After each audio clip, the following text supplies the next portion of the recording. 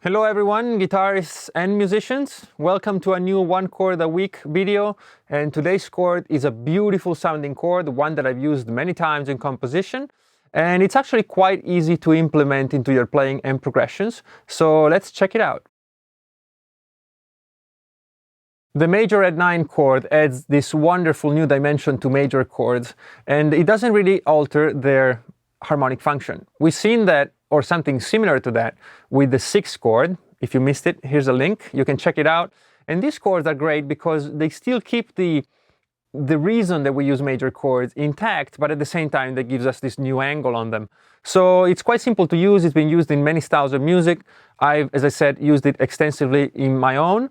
But before we dive into the sound, let's look at the formula, because that's where kind of all the secrets are kept.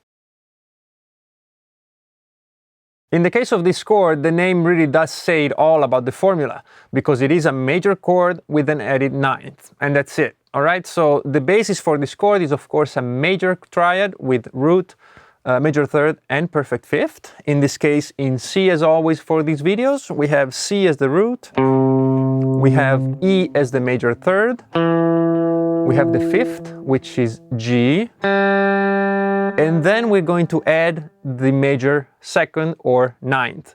And this note is quite simple to find. From the root of the chord, in this case it's a C, we go up a whole step and we find the ninth. In this case we're going to play it one octave higher, so after the octave there's the ninth. So we have this D here.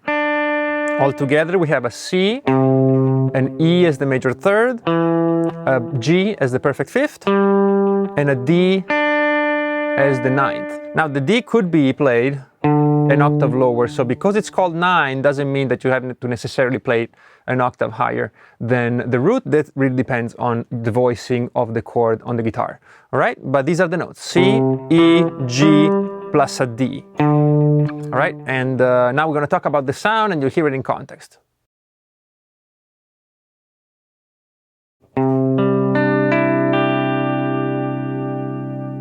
It is a beautiful sounding chord. I did warn you about that.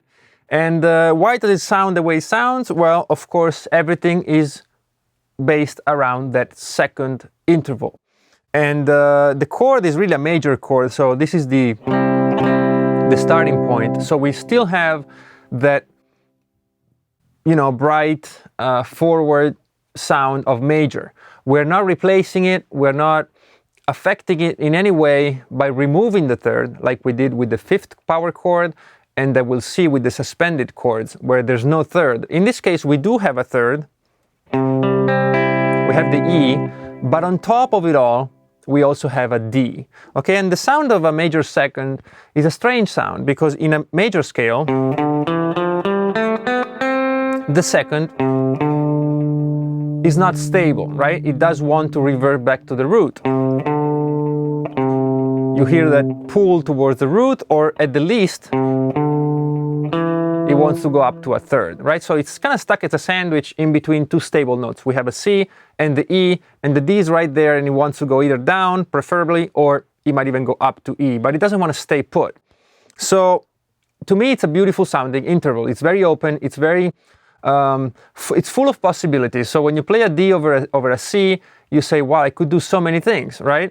It's not as defining as many other intervals, and it's not too strong, like, for example, an augmented fourth, or even a regular fourth, or maybe even a seventh, which I really love the sound of major sevenths, but the seventh is a very strong pull towards the root, whereas the D, or the second, is like, okay, well, maybe I shouldn't be here, but I can stay for a while. All right, and so when you put it together with the major chord, something is off, but in a good way. It's not like you have this need for immediate resolution. And I think that's where the sound comes from the fact that you have the C in the chord as the root, and you have the E in the chord, which is the major third, and then you have this D right in between them. And so on one hand, the D wants to go somewhere, but on the other hand, you're already hearing the two notes the D wants to go to, because the D wants to go to C, or it wants to go to E. But I'm already giving you C and E, right? If I play it here, you have a C, an E, and then I give you the D, So this D is like, well, I would like to move, but why move if the notes that I want to move to are already there? And so there's not that much tension, but there is harmonic information. There's very strong harmonic richness, but no real need to resolve. And so it's a chord I really like. And if you want to hear an example of this chord in use, there's a song called One that I'll link up here. And the first chord goes from E major to E add 9.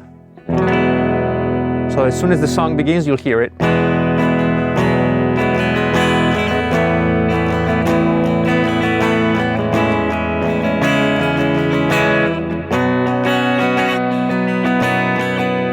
Something like that. All right, so it creates movement, it creates interest, it creates a sense of something happening, but without being overbearing. So this is the sound of the Major Add9 chord. And as always, let me show you 3 positions for this chord. The first one is very simple, based on the usual C major. But what we're going to do is replace the extra C that we don't need for a D. All right, so let's see how we build it. It's the 3rd fret on the 5th string. It's a C, that's a root. Then we go to the major 3rd on the 2nd fret of the 4th string. And then we play the open string in G. And then we play the D on the 2nd string, on the 3rd fret. You can choose to double the 1st string. It's an E that we already have, but you can double it. Or just play the middle 4 strings. Okay, of course this shape is movable. All right, so you can use it anywhere on the neck, and it's a beautiful sounding shape for the Major Add9 chord. If you want that extra string, go ahead. The 2nd position is a bit of a stretch, but it is beautiful, and I use it all the time. And it goes like this. So we have the root on the 5th string again. You can see we were moving kind of backwards with the first position, and now we're moving forward. So this covers quite a bit of the neck, which is always what I kind of try to do here, to give you options pretty much anywhere on the neck. And so we have 3, which is a root. Then we have the 5th, G. And then with the little finger, we kind of have to stretch a bit, and we're going to the 7th fret of the 3rd string. And then the 5th fret of the 2nd string is E. And then we have the G again, which you can choose to omit, but I really like the sound of it, on the 1st string, 3rd fret.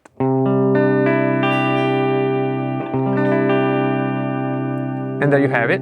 And finally, the 3rd position is on the higher strings. You know, I often like to use chords up here because they're just lighter and they're easier to add to complex arrangements. And it's very simple.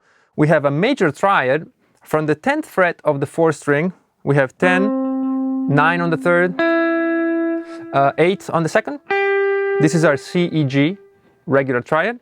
Plus, we have, of course, the D, the major 9th, on the 10th fret of the 1st string.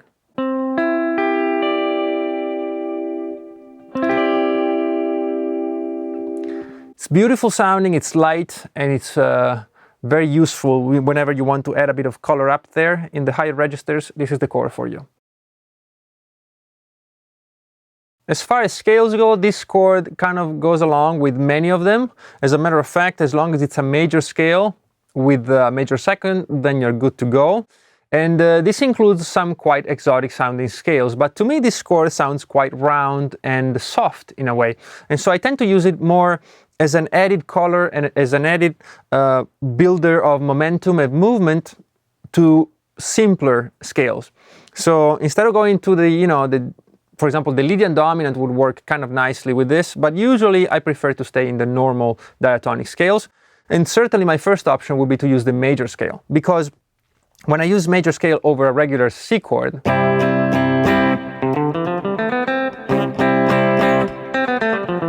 there's the risk of sounding like this, right? So everything is so right and everything is so in place. So what I would do maybe is add a little bit of interest. And this chord gives it just that tiny bit of harmonic information that I can use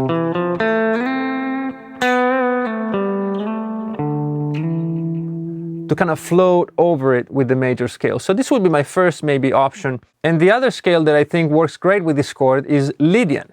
Lydian is a beautiful sounding, bright major scale. If you need to know more about Lydian, here's a link.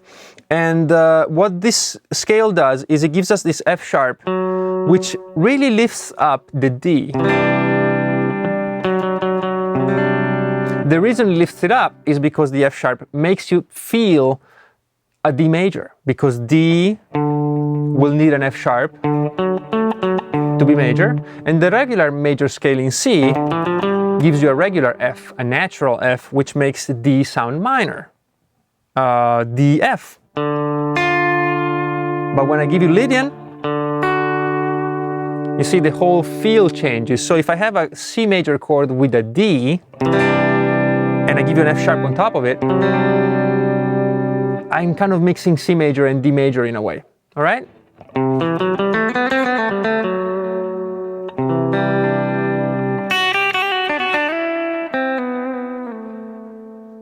And I really love this sound. So Lydian over a major Add9 chord. And there you have it, the major Add9 chord. I hope you enjoyed this video and found it useful, and maybe you learned a few things that you didn't know before. And if you did, please share below what you make of this chord, and if you've used it before in your songs, or maybe what scales you like to use with it, or even a fingering or two that we haven't touched on.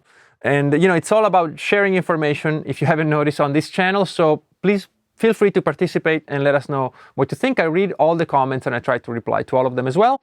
And what else? Well, of course, as always, subscribe, like, comment, because it really helps out the channel. And if you want to know what's going on, hit the bell, because we do live streams all the time. And I hope you have a great week ahead of you. A lot of guitar playing, a lot of practice, and of course, a lot of music. All right? See you very soon. Bye-bye.